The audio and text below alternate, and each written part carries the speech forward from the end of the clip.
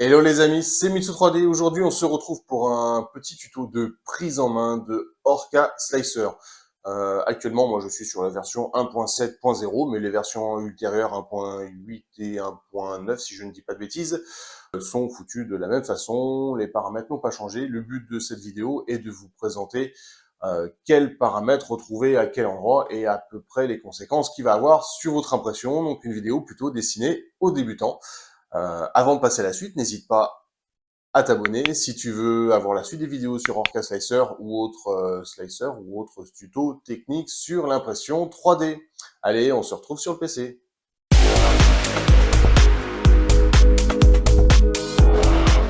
Allez, on se retrouve donc sous Orca Slicer 1.7.0, comme je vous l'ai dit, un slicer qui vient, entre guillemets, basé voilà, sur Bamboo Studio, mais aussi qui est une très grosse base de Prusa Slicer. On le voit dans les paramètres, c'est un simple copier-coller. Perso, j'ai quand même ma préférence pour Prusa parce que la mise en forme, d'où se trouvent les paramètres, je la trouve beaucoup moins logique que Prusa Slicer. Mais une fois qu'on a pris ses habitudes, c'est juste réfléchir différemment. Les paramètres, ce sont les mêmes. À peu de choses près, on retrouve tout ça juste à des endroits différents. Alors, quand vous attaquez, le logiciel s'ouvre sur cette page-là. Vous importez le projet que vous voulez. Vous vous retrouvez ensuite sur la page préparée. On peut tout simplement glisser une pièce. Ici, je vous ai mis un simple cube. C'est pour si j'ai besoin de faire 2-3 petites découpes que ça aille vite. Vous retrouvez en bas les caractéristiques du 3D, donc ses dimensions, le volume calculé et le nombre de faces qui composent tout simplement le volume. Donc ici on est un cube à 6 faces. Un modèle 3D fonctionne en nombre de triangles, donc une face c'est forcément deux triangles, donc on en a 12. Ça c'était la petite aparté. Pourquoi il y en a 12? Tout simplement parce que les logiciels 3D ne fonctionnent pas avec des carrés. Donc l'onglet en haut, donc ici la phase préparation où on règle tous nos paramètres, on passera dessus après. Une fois qu'on passe dans découper, vous aurez l'aperçu de la découpe avec comme Prusa Slicer le bandeau de visualisation, donc par exemple les types de lignes pour avoir le temps d'impression, le poids, le temps passé sur chaque type d'impression et bien entendu les vitesses, hauteur de couche, large de ligne, mais les différents débits. Voilà, ça c'est de l'affichage une fois que la pièce est découpée. La partie connectivité à l'imprimante, je ne vais pas vous la montrer parce que moi je ne connecte pas mon imprimante, en tout cas pas avec Orca Slicer. La partie projet, j'ai jamais regardé. Et la partie calibration, perso, je préfère me faire mes propres calibrations qu'utiliser celles des slicers. Et j'ai fait encore l'erreur il y a 2 jours de vouloir tester pour un abonné. J'ai failli casser une pièce après coup parce qu'il modifiait mon G-code de fin. Donc clairement, ça, allez creuser si vous voulez. Moi, j'en parlerai pas parce que je ne suis pas super fan. On retourne dans la partie préparée. Donc on a vu le bandeau qui est en haut. Le bandeau qui est ici est en gros un copier-coller à peu de choses près de Prusa Slicer. Vous avez ajouté une pièce, ajouté un plateau, ça c'est pas mal. On peut préparer, hop, plusieurs plateaux quand nos pièces ne rentrent plus sur les plateaux. Si on a des pièces qui s'impriment avec les mêmes paramètres, par exemple, on imprime, j'en sais rien moi, la fusée de Tintin qui est par exemple en une trentaine de pièces, et ben on va pouvoir préparer toutes nos pièces avec exactement les mêmes paramètres, toutes les placer comme on veut et faire une seule découpe et avoir tous nos plateaux, tous nos STL, non pas nos STL, nos fichiers G-code qui seront générés en une seule fois et bien sûr ne pas se tromper de paramètres si on refait une découpe demain ou après-demain ou dans plusieurs jours quand on a fini les pièces d'avant. C'est une petite option que je trouve pas mal. Ici on a le centrage automatique de la pièce, on clique dessus, le slicer est censé détecter la surface la plus intelligente à poser contre le plateau. Vous pouvez le faire en manuel ici. Moi je clique sur centrage auto, la plupart du temps ça vient quand même dans la bonne position. Ça m'est arrivé de devoir le positionner manuellement.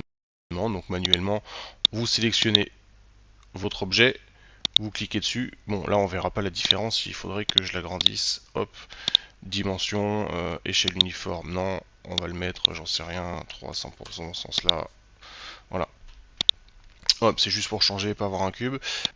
Poser sur la face, par exemple, je veux le mettre debout. Hop. Et si je fais Un auto, il va bien sûr me le mettre à plat parce que c'est plus facile d'imprimer à plat que debout. Ici, c'est la réorganisation. Par exemple, si vous avez plusieurs pièces, hop, cloner, on va faire 2 clones, voilà, hop, il me les positionne à l'arrache. Ici, vous cliquez sur la réorganisation automatique, vous cliquez sur organiser, pof, il vous les recentre automatiquement, il vous les range pour pas qu'il y ait de chevauchement entre pièces, de façon à pouvoir découper. Suivant les pièces, des fois il laisse des gros espaces, il faudra faire de la réorganisation manuelle si vraiment vous voulez remplir le plateau. Là on est sur de la pièce très géométrique, des rectangles, ça se range très facilement. Mais des fois, ça ne marche pas. Ça c'était quoi? Diviser en objets, diviser en parties. Ça c'est quand vous importez un STL qui compose plusieurs pièces dans le même STL. Vous cliquez dessus, alors je sais plus lequel est lequel, c'est de façon à pouvoir les séparer et les traiter un à un ou même carrément supprimer un. euh, donc vous cliquez dessus, vous cliquez tout simplement sur la touche supprimer du clavier et ça vous l'efface. Ça vous permet de réimprimer. Si par exemple vous avez imprimé un plateau de 10 pièces qui était contenu dans un seul STL, de réimprimer que la pièce que vous voulez. Ici, c'est la hauteur de couche variable. Je ne vais pas le réexpliquer. J'ai fait un tuto spécifique à ça sur Prusa Slicer. C'est exactement le même fonctionnement. La touche ici, c'est tout simplement le déplacer. Alors clairement, je la trouve pas très utile puisque quand on clique sur la pièce, on peut la déplacer pareil. La différence, c'est que là, on a les coordonnées. Donc peut-être pour du montage, d'assemblage de pièces, ça peut être utile. Ici, vous avez la touche rotation qui va vous permettre de faire une rotation dans l'espace de vos pièces. Ici, vous avez la touche échelle qui vous permet d'agrandir vos pièces. Donc ici, j'ai créé un rectangle à partir d'un cube simplement en passant par le slicer. Échelle uniforme, c'est si vous voulez augmenter. Donc par exemple, j'enlève échelle uniforme, je reviens en arrière.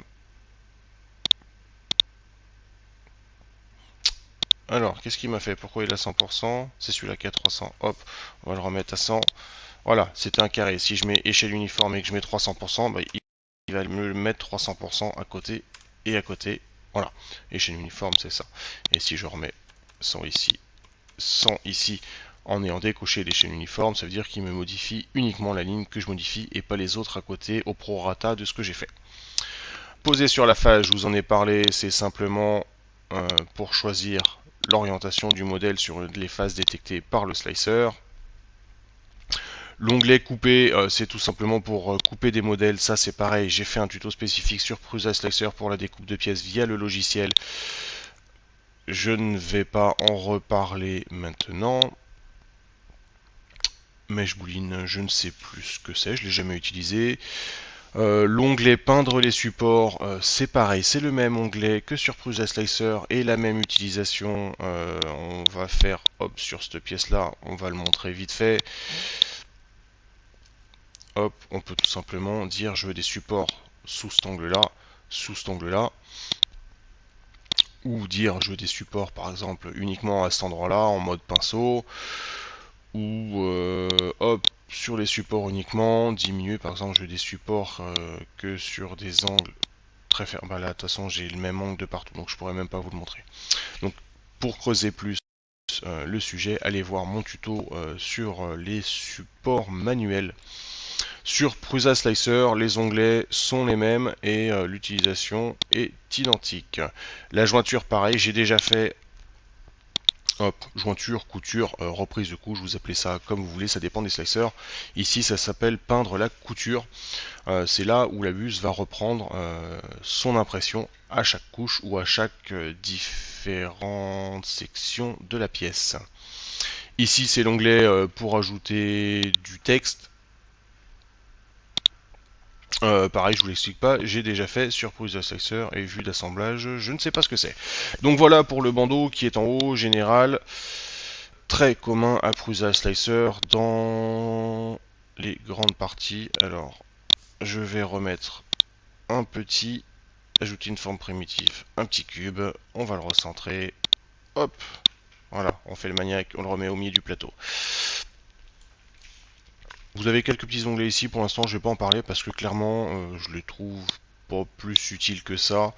Ils sont utiles quand on va avoir plusieurs plateaux. Là, c'est pas le but du sujet. Le but du sujet, c'est vraiment de vous présenter les bases de ce logiciel. Donc après, vous passez sur la partie de gauche, là où Prusa Slicer c'était à droite, où on avait les onglets d'impression, de filament, d'imprimante. Ici, on les a divisés en parties horizontales. On a l'imprimante qui est ici, on a le filament qui est ici, et on a tout ce qui est, on va dire, paramètres d'impression qui est ici, même si perso, je vais en chercher aussi dans ces endroits-là, parce que par exemple ici, on a le refroidissement, on a la température. C'est juste des petites habitudes à prendre. Donc ici, côté imprimante, tout simplement, sélectionnez votre imprimante. Dans l'onglet imprimante, vous partiez, comme sur tous les slicers, vous avez les informations génériques de votre imprimante. Quel programme utilise votre imprimante pour fonctionner, les dimensions. Là, par exemple, pour les étiquettes, c'est pour afficher le 3D sur l'imprimante, sur l'écran de l'imprimante. Les dimensions de la tête d'impression pour avoir les offsets de correction pour que la buse soit au centre du plateau. Voilà, ce sont vraiment tous les paramètres de base, le G-code de début, de fin, de changement de filament, de changement de couche. La partie multimatériaux, là c'est pareil, je ne vous en parle pas parce que mon imprimante n'en est pas munie. La partie de la tête d'impression, avec ses encombrements, ses limites d'impression, elle n'est pas faite pour descendre sous 8 centièmes de millimètre, pas faite pour monter au-dessus de 0,28 pour une buse de 0,4. Donc là par exemple si sur mon imprimante je monte sur une buse de 0,8, c'est à cet endroit-là que je vais venir changer mon profil et me créer un profil par exemple en 0,8. Que dire de plus là-dessus? On a les paramètres de rétraction. Bon après c'est vrai qu'aujourd'hui la plupart des slicers sont donnés quand on achète une imprimante, on a des profils qui sont relativement propres, il faut les travailler un petit peu, mais par exemple la rétraction elle est assez bien faite par le fabricant, moi je la touche quasiment plus, en tout cas sur mes dernières machines.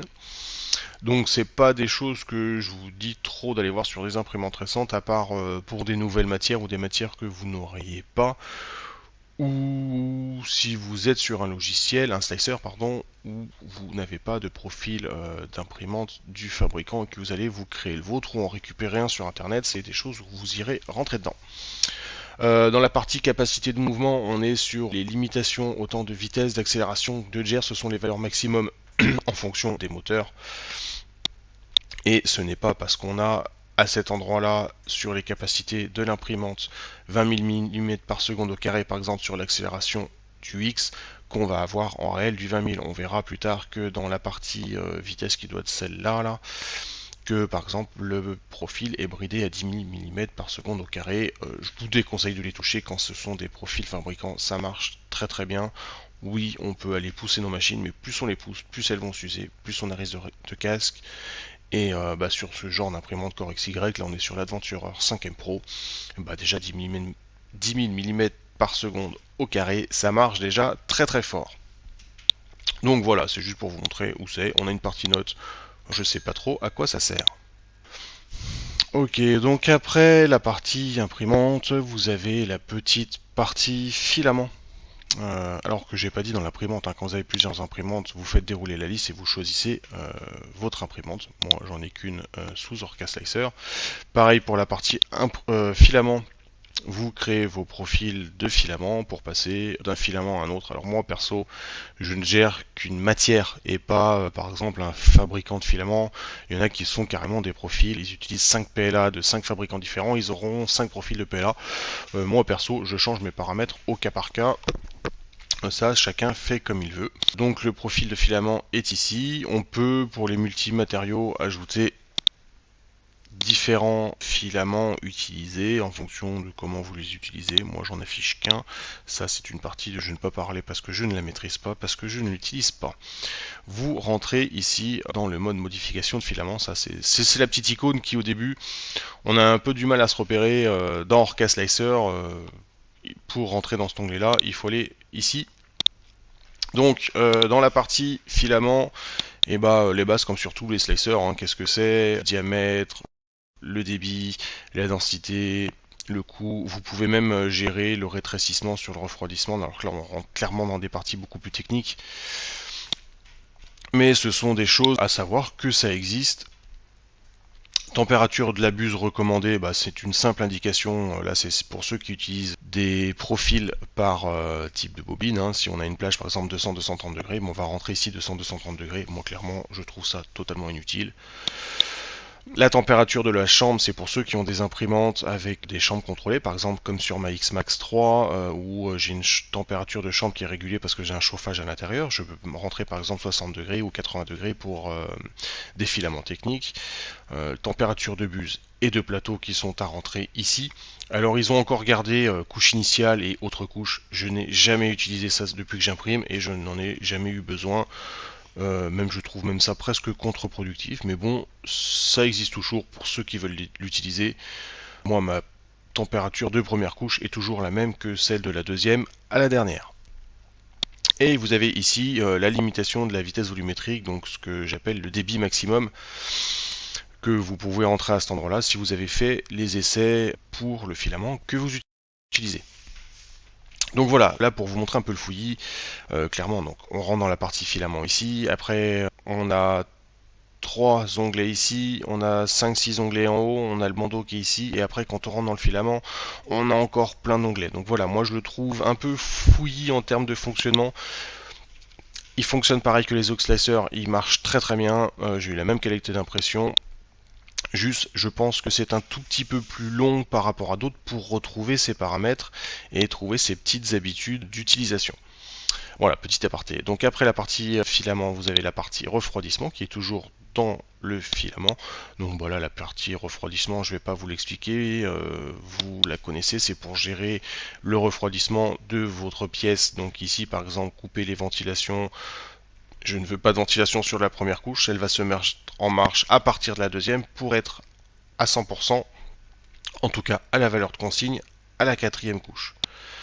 Ça dépend des filaments. Moi là je vous montre ce que j'utilise pour mon PLA.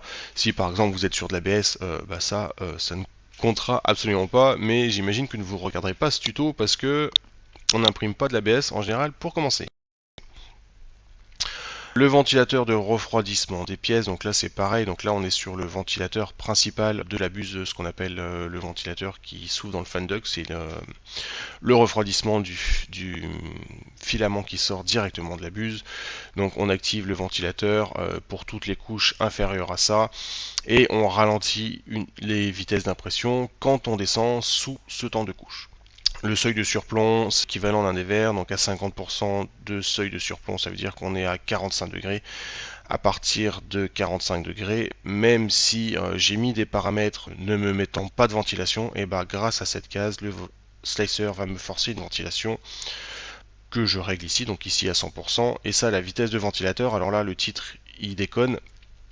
Quand on lit ce qui est marqué, c'est la vitesse de ventilateur sur la première couche au-dessus d'un support.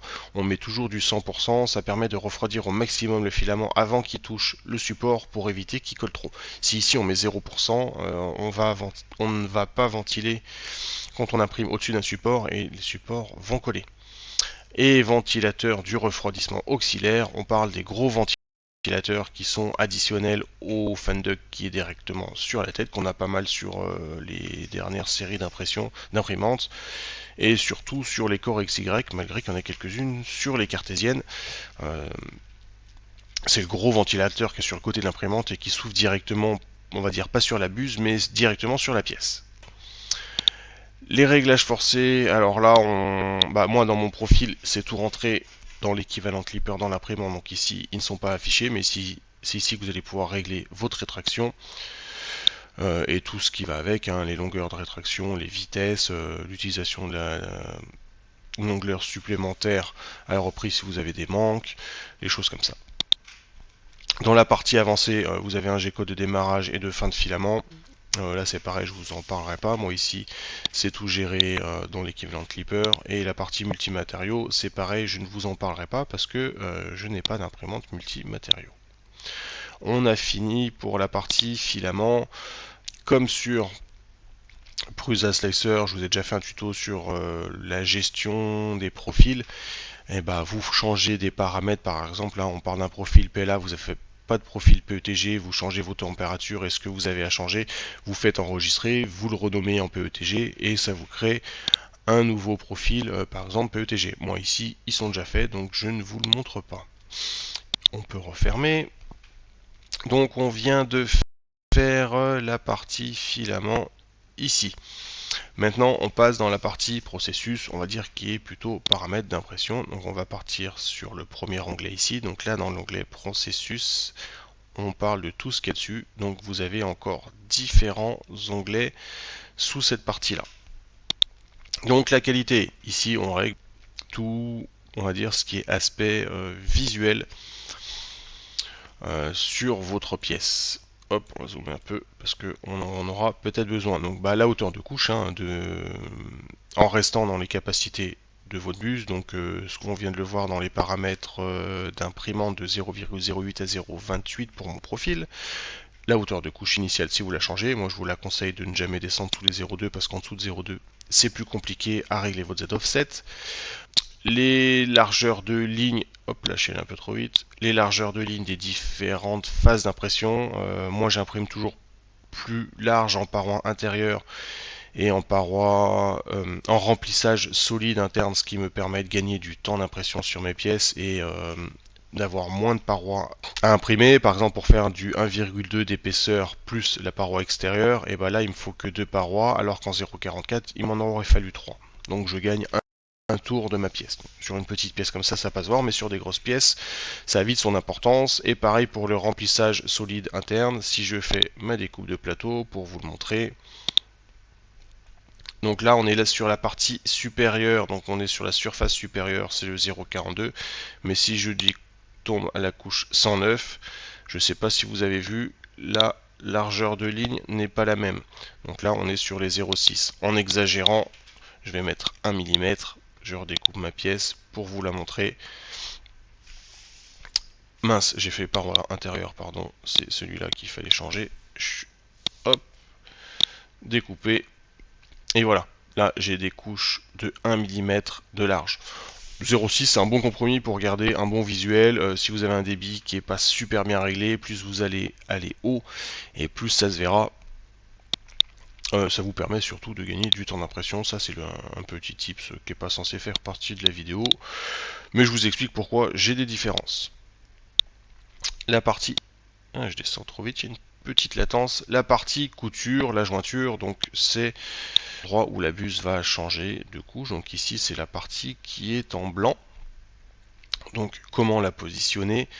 Moi je la mets principalement toujours sur l'arrière et je place mon modèle de façon à l'avoir à l'endroit voulu, ou dans la partie préparée, vous pouvez peindre un trait sur la pièce pour dire ma jointure je la veux à cet endroit là. Bon, sur un cube on s'en fout un petit peu, mais sur une figurine on peut la cacher dans des parties avec des angles un peu plus saillants que des surfaces planes. Voilà. La partie précision, je vais pas trop rentrer dedans, clairement il n'y a que trois paramètres pardon, à voir en fonction de ce que vous voulez. Une fois que vous avez réglé votre imprimante, que vous avez calibré, s'il y a besoin de le faire, l'avance des moteurs, donc les pas par millimètre des moteurs X, Y et Z pour avoir les bonnes dimensions de vos pièces. Si il vous reste encore, par exemple, pour 30 mm, vous avez 30,1 mm et vous pouvez utiliser la compensation des contours pour corriger via le slicer ce défaut, on va dire, matière. Ou inversement, si c'est plus petit parce que plus la pièce est grosse, plus vous avez de retrait, vous pouvez compenser ici. La compensation des trous, tout simplement parce que l'impression 3D fait que les cotes extérieures, une fois qu'elles sont réglées, ne veut pas dire qu'un trou aura forcément des cotes parfaites, même si on a déjà réglé des cotes extérieures. Il faudra peut-être augmenter ou diminuer la compensation des trous, donc en positif ou en négatif, pour par exemple si on a un trou de 8 mm, qu'on mesure 8 mm en réel. Pour celui qui fait de la figurine, ça n'a pas une grande importance, à part s'il fait de la découpe et de l'ajustement de l'emboîtement de pièces. Pour des pièces mécaniques, quand on veut rentrer une vis de 6 et qu'on fait un trou de 6, si on n'a pas fait un trou de 6,2 ou 6,3, ça risque de coincer. Voilà. Et la compensation du pied d'éléphant, c'est un offset qui permet sur la première couche, là 0,1 mm, le slicer va m'imprimer la première couche plus petite de 0,1 mm. Je vais vous le montrer dans aperçu. Alors, on devrait le voir comme ça. si je descends là et que je remonte d'une couche, voilà. Vous pouvez voir, ça va pas être facile, voilà. Là que la deuxième couche n'est pas pile poil au-dessus de la première, donc là on a un décalage de 0,1 mm, tout simplement parce que la première couche on l'écrase un petit peu, et souvent on a, si on met pas une petite compensation comme ça, on a très facilement ce qu'on appelle le pied d'éléphant, c'est la pièce qui est plus large à la base parce qu'on a écrasé la première couche. Ça, ce sont des essais à faire en fonction de vos réglages et surtout de votre Z offset. Voilà, donc on va rafficher tout ça correctement. Le lissage, moi c'est une chose que je n'utilise jamais. Le lissage, on va dire, c'est une sorte de réimpression de la dernière couche de toutes les parties horizontales. C'est pas de la dernière couche, c'est de toutes les parties horizontales qui permet de repasser la buse par-dessus l'impression. C'est pas forcément facile à gérer et c'est pas d'une grosse utilité. Moi, je vous conseille plutôt d'avoir une machine parfaitement réglée, n'aura quasiment jamais besoin de lissage. Le générateur de parois, il existe plusieurs mode de calcul des parois. Par défaut, on est sur Arachné, il y a un mode classique aussi. Je n'ai jamais regardé la différence. Là, on rentre dans du technique. On va pas en parler parce que c'est pas le but de ce tuto. Pareil, l'ordre des parois, laissez-le par défaut, intérieur, extérieur et remplissage. On peut changer un peu ça pour avoir certaines pièces des aspects différents. Mais une imprimante bien réglée, il y a peu de cas où on a besoin de toucher à ça. Et là c'est pareil, on est sur des parties un peu plus techniques. On peut changer le débit des ponts pour avoir des ponts de meilleure qualité. Par exemple, garder un débit à 1, mettre un 0,95 ou un 0,90 pour avoir un tout petit peu moins de matière. Alors on va tendre un meilleur pont. Par contre, les couches seront moins fusionnées entre elles parce que bah, forcément on met moins de matière sur la même section. Donc peut-être que chaque ligne ne va pas toucher celle d'à côté, mais ça permet d'éviter d'avoir des ponts qui bombent vers le bas parce qu'on a trop de matière ou un refroidissement pas assez suffisant par rapport à la vitesse. Le reste, on va pas en parler. Hop, ok. Donc ça, c'était l'onglet qualité dans la partie processus. Après, vous avez l'onglet solidité qui va vous comporter les paramètres de masse, donc le nombre de parois que vous avez ici, 1, 2, 3 parois que vous avez ici. Détecter les parois fines, moi il est décoché par défaut. Pour les coques supérieures et inférieures, je vous conseille toujours l'impression monotone, c'est celle qui je trouve fait le plus beau visuel sur les surfaces plates. Vous avez après le nombre de couches de coques supérieures.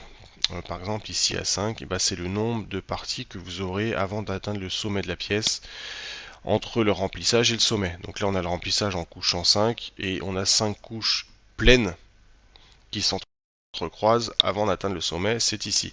Si je passe à 10, hop, que je refais une découpe, et ben j'aurai tout simplement 10 couches pleines à partir du remplissage, donc de 100 à 110. Je remets mon paramètre parce que je ne veux pas me le changer. L'épaisseur des coques supérieures, bah clairement il sert pour moi à rien parce que je gère uniquement ce chiffre là. J'ai des couches là de 0,2, donc x5, j'ai 1 mm de coque. Si je veux 2 mm, j'en mets 10. Vous pouvez le forcer ici. Si je veux marquer par exemple, je veux 3 mm de coque, vous rentrez 3 mm et ça va vous brider ce chiffre là. Donc par exemple pour 3 mm, ça va me mettre 15 couches supérieures pour avoir les 3 mm d'épaisseur. C'est deux modes de réflexion différents. Pareil pour les coques inférieures, je vous ne réexplique pas. Ici, vous avez la densité de remplissage avec le type de remplissage que vous avez. Je n'en reparle pas non plus. Sachez que pour garder des chiffres en tête, en gros entre 5 et 10% pour une figurine de taille normale, c'est plus dur à gérer. C'est sur des toutes petites pièces parce que vous voyez que 10% sur un petit cube comme ça, on a l'impression qu'il n'y a pas beaucoup de remplissage en fonction de où on est et qui peut commener une fragilité. Mais là on est sur une pièce de 20 par 20 ou de 25 par 25, je sais plus, 22 par 22 je crois. Il me semble avoir en tête ça tout à l'heure. Donc les 10% en termes de surface représentent pas grand chose. Quand on est sur de la grosse pièce, 10% sont largement suffisantes. Et après pour des pièces mécaniques, et c'est clairement au cas par cas, mais une pièce mécanique, bah déjà on n'aura pas 3, c'est vraiment minimum 3 parois, voire 4, 5, 6 parois. Et 10 à 30-40% de remplissage. Déjà 30% de remplissage, clairement, hein, j'ai fait des pièces en PETG avec 4-5 parois. Je peux rouler dessus en voiture, elles vont pas bouger. Il n'y a pas besoin, il n'y a surtout pas d'utilité, voire même c'est contre-productif de dépasser les 40 à 50% de remplissage. Le type de remplissage, c'est pareil, j'ai fait une vidéo sur Cura, mais à 90% près, ça reste exactement les mêmes types de remplissage. Tous les premiers, à part le concentrique, rectiligne, gris et ligne, les trois là, je vous les déconseille parce qu'on a un remplissage en alternance d'une couche sur l'autre. Donc clairement, mécaniquement, même pour de la figurine, je trouve vraiment pas ça ouf. Vraiment mes préférés, cubique adaptatif et du gyroïde pour les pièces vraiment nécessitant des grosses tenues mécaniques, c'est celui que j'utilise, mais sinon cubique et cubique adaptatif sont ceux qui passent vraiment de partout. Pour moi, il y a trop de types de remplissage différents qui apportent plus de questions que de réelles solutions mécaniques, des vraies différences. Donc ça c'est pour la partie remplissage, je vais pas en parler plus. La partie avancée, c'est pareil, on va pas en parler plus parce qu'on reste sur un tuto de découverte. Ici, l'onglet vitesse, c'est là que vous allez récupérer et régler toutes les vitesses d'impression en fonction de ce que vous imprimez. Donc la vitesse de la couche initiale, la vitesse de remplissage solide. Donc par exemple là, c'était... Tiens, on va passer en vitesse ici, ça vous montrera. Hop. Donc ici en orange, on est dans les 160. Ah mais j'ai le temps de couche qui me bride aussi, donc je peux pas vous les montrer en temps réel. Ouais, parce que je suis à 200. Tac, je vais vous le modifier tout de suite. Temps de couche, refroidissement. Tac. Hop, 0. Fermer, découper. Voilà. Donc, en verdâtre, on voit un environ 80. Donc, qui est ma paroi extérieure, donc qui doit être à 100. Là, on est entre ces deux zones ici, là. Entre 87 et 106. Donc ça représente le 100 mm, c'est ma paroi extérieure. Mon remplissage solide supérieur est à 200 qu'on va retrouver ici. Surface supérieure à 200 mm par seconde. Si je descends dans les couches, ici j'ai du bleu. Pourquoi 30 mm par seconde? Tout simplement parce que mon paramètre de vitesse de pont, je l'ai réglé à 30 mm par seconde. Alors clairement sur cette imprimante je peux imprimer plus vite, mais c'est une chose que je n'ai pas encore fait d'essai pour voir jusqu'où je peux monter, donc je reste sur des valeurs basses. C'est pas ça qui change mes temps d'impression. Après vous avez votre remplissage, donc si on met donc la couche initiale, donc les 50, on va reprendre dans l'ordre. Hop, la couche initiale, ce sont les 50 qui sont ici.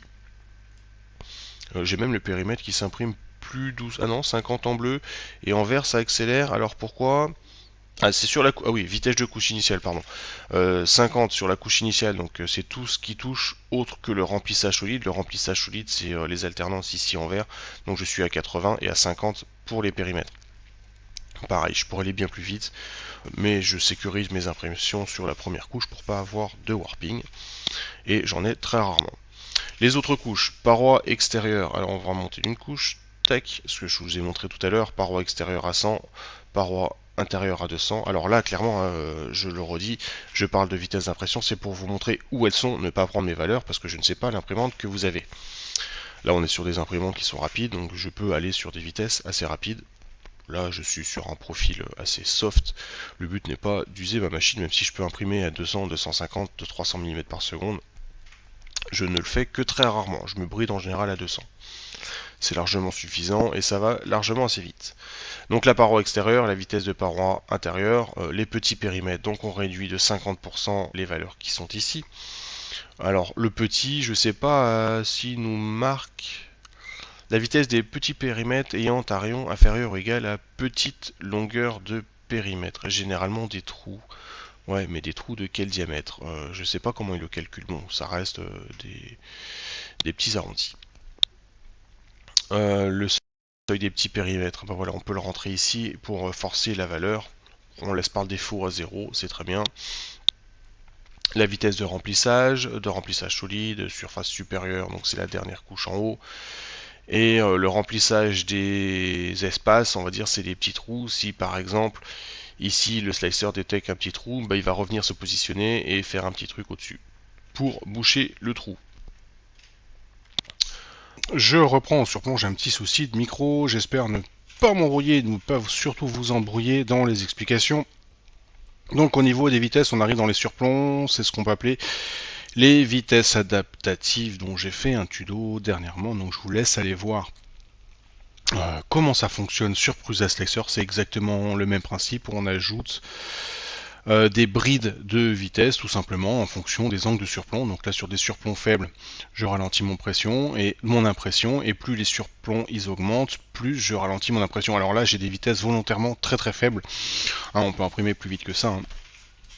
Mais c'était sur des essais de silk, sur des pièces qui n'étaient pas très grosses, donc il m'a fallu baisser mes vitesses. Je vous explique une fois de plus là où trouver les paramètres et non les paramètres qu'il faut mettre. Derrière, on a la vitesse de pont, tout simplement, qui est très importante hein, pour tracer des ponts de bonne qualité.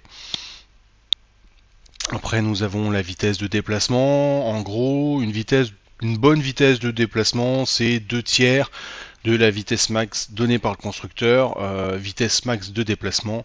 Donc, par exemple, moi pour ma Flash Forge Adventurer 5ème Pro, on est sur du 600 mm par seconde, donc 400 c'est une très bonne vitesse. Je pourrais la mettre à 600, mais en temps ça fait rien gagner, en qualité ça fera rien gagner, et ça ne fera que plus secouer la mécanique de l'imprimante. 400 c'est déjà des vitesses quand ça se déplace, franchement faut pas avoir la main en face, faut pas essayer d'enlever un petit bout de truc sur le plateau ou autre parce que ça va très très vite.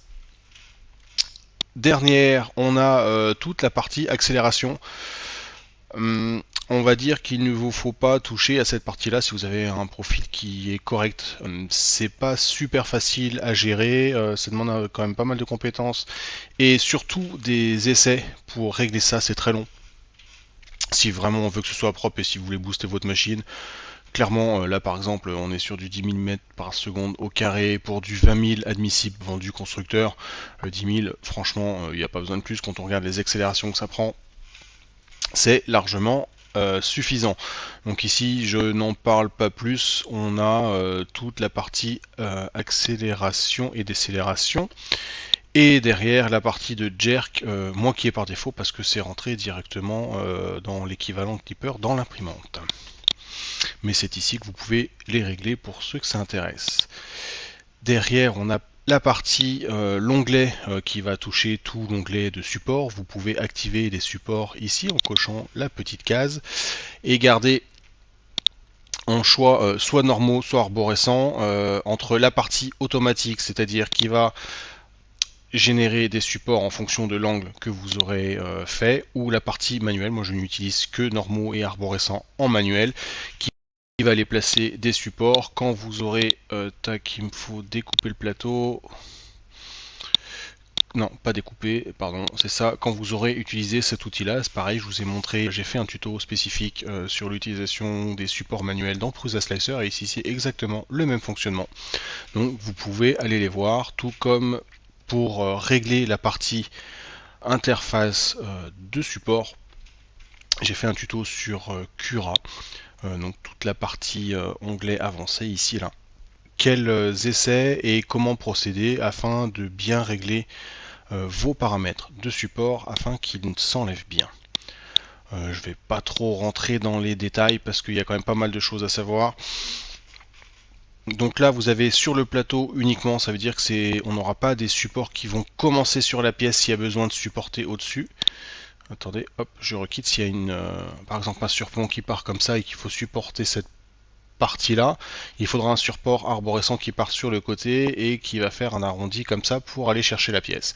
Si on décoche ici, on pourra avoir un support qui part directement de la pièce et qui ira au-dessus, donc potentiellement un gain de matière et de temps, mais potentiellement un support qui risque d'accrocher, voire d'abîmer un petit peu la pièce. Franchement, en partie basse, c'est clairement pas là que ça laisse le plus de traces.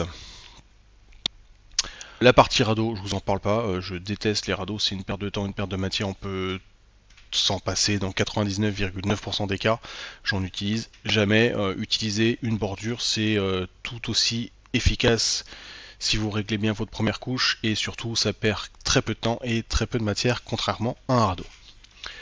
Le filament sur les supports, donc là je vous en parle pas non plus, c'est pour des multi-matériaux.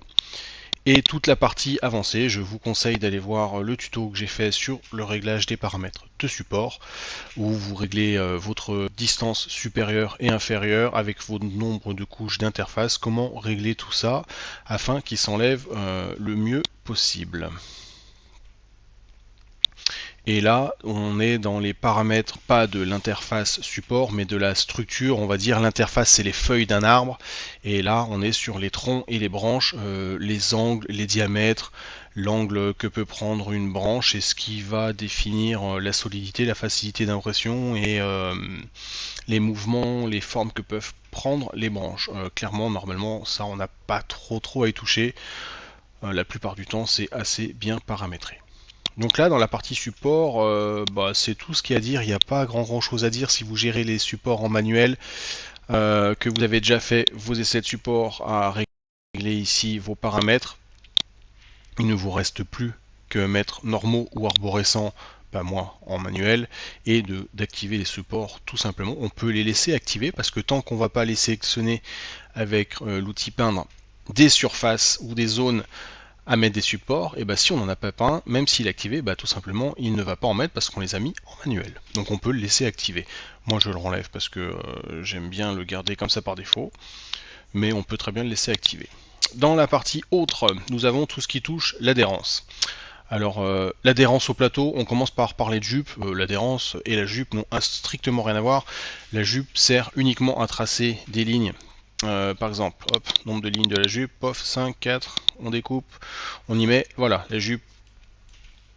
Et la partie qui est là, qui ne touche pas la pièce, on est séparé ici, distance de la jupe de 2 mm, donc on a 2 mm entre la pièce et la jupe, nous permet de démarrer une impression, ce qui permet de finir de purger la buse. Si elle a coulé un peu, il manque de la matière dans la buse, donc le début de la jupe risque de ne pas s'imprimer, et surtout de vérifier ou de régler notre Z d'offset avant d'attaquer la pièce.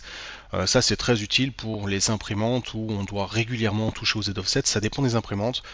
Moi je n'en mets plus parce que sur mes deux corps XY, le Z offset bouge quasiment pas, c'est très rare que je le touche, donc je ne mets même plus de jupe sur mes pièces.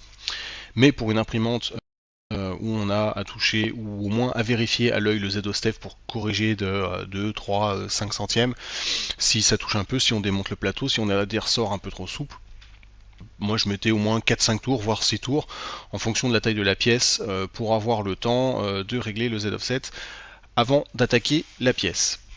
Côté adhérence, on a ce qui est important, je trouve, c'est la bordure. Donc là, je vais renlever cette partie-là. La bordure, on va la réactiver. Hop, bordure extérieure uniquement. J'ai une bordure par exemple de 5 mm, hop, au pif. Et une distance entre la bordure et ma première ligne de 0,1 mm, sachant que vu qu'on va l'écraser, 0,1 mm, elles vont encore se toucher physiquement, même si ici, on voit un petit écart. Ça clairement, cette distance là, c'est à vous de faire 2-3 essais sur par exemple un petit cube de calibration comme ça. Ça va vous permettre de savoir si vous faites 0,05, 0,10, 0,15, 0,20 de façon à ce que votre bordure touche encore la pièce, que quand on enlève la pièce, la bordure, faudrait éventuellement qu'elle vienne un petit peu avec la pièce. Si elle reste sur le plateau, c'est pas grave, mais il faut avoir une liaison mécanique. Sinon, ça devient une jupe. Par exemple, là, si je mets 1 mm, hop, je vous montre, là on a une distance, donc clairement on n'est plus sur une bordure, on est sur une jupe. C'est la différence clairement entre les deux. Moi je sais que 0,1 mm ça marche bien. Et l'importance de ça, c'est d'augmenter votre surface de contact avec le plateau, par exemple pour ces pièces-là, pour augmenter l'adhérence. Et dans les angles comme ça, éviter principalement le warping. Donc je renlève ça, je remets mes paramètres par défaut. La tour de purge, option de purge, je ne vous en parle pas parce que je ne l'utilise pas, je ne suis pas en multimatériaux. Les modes spéciaux, vous avez ici d'important à connaître le mode vase j'aime pas du tout ce mot, c'est le mode spiralisation, parce qu'on peut imprimer bien d'autres choses que des vases avec ce mode là, faut juste savoir comment ça fonctionne. Après la partie mode vase, la surface floue. Je sais pas si vous avez déjà vu passer certaines impressions qui sont lisses, on peut dire au slicer tout simplement, par exemple avec une précision d'un écart de plus ou moins 0,5 mm, nous créer une surface floue, donc au lieu d'avoir une ligne droite, bah, tout simplement il va zigzaguer de X mm en fonction de ce qu'on a rentré. Je découpe, je vous montre à quoi ça ressemble, voilà. Il va tout simplement zigzaguer pour faire une surface floue. On a souvent vu ça par exemple sur les nounours de Saint-Valentin, des trucs comme ça, où on a STL de base qui est lisse et on vient sélectionner des surfaces pour qu'elles deviennent floues. La partie G-code, je ne vous en parle pas, on n'a pas à rentrer là-dedans. Ce que de post-traitement, on n'en a pas non plus. Et là, on arrive dans les notes. Ça, c'est surtout utilisé pour ceux qui ont plein de profils différents, sûrement pour noter. Moi, je l'utilise pas du tout parce que je n'utilise que très peu de profils. Je vais modifier au cas par cas. En fonction de ce que j'imprime, je vais revérifier tous mes paramètres un à un pour adapter au mieux à l'impression, au filament, à la matière, etc. J'espère que cette vidéo n'aura pas été trop longue. Il y a énormément à dire et il y a encore beaucoup à dire sur le slicer. Là, c'était vraiment une grosse présentation de tous les outils.